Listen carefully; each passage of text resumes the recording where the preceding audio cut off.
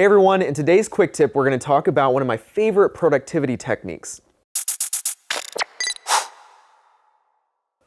One of my favorite productivity techniques is called batching. And you might have heard of this before, but basically it's the idea of taking similar tasks and batching them together to save time and to create more room for momentum to be built. And I'll give you a couple of examples of how most people really mess this up. A lot of people, when they get somebody, let's say they get a text from somebody who is agreeing to a meeting or whatever, and the person says, "Hey, are you available on Wednesday to meet down, on the west side of town?"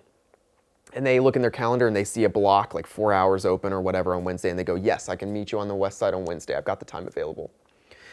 Well, what happens is, because they just simply looked at Wednesday, they didn't realize that on Friday they're going to the west side of town anyway.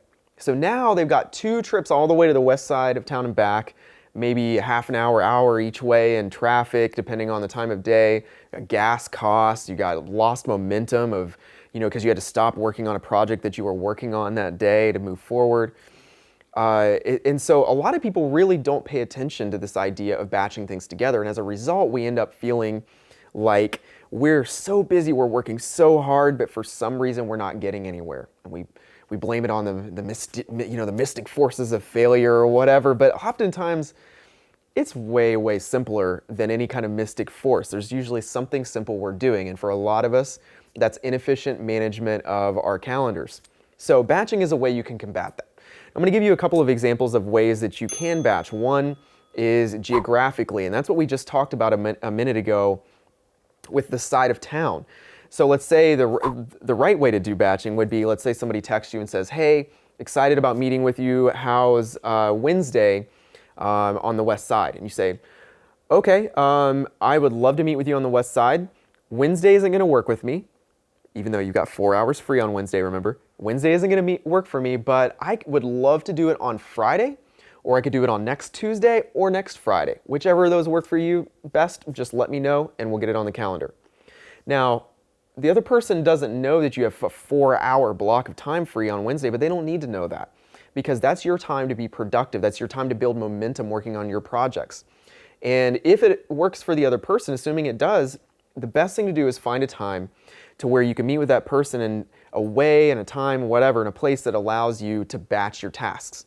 So instead of driving 2 or 3 times to the west side, now you're driving 1 time to the west side, and you're jumping to 2 meetings back to back. If you're lucky, they're even in the same location, like I did yesterday. Went to one event and then a dinner upstairs at the same venue immediately after. And you can batch your time, save your drive time, save your gas money, and protect that free time that you have on Wednesday to really make momentum toward a project. A lot of us don't have time to get momentum toward anything because we're running around so much. So that's geographically. You can also do it by type of task. So for example, if you have 7 people you need to email back today, a lot of people, what they do is they try to get around to to sending all 7 of those emails throughout the day. But what happens is maybe each one takes 15 minutes to do, 10 minutes to do.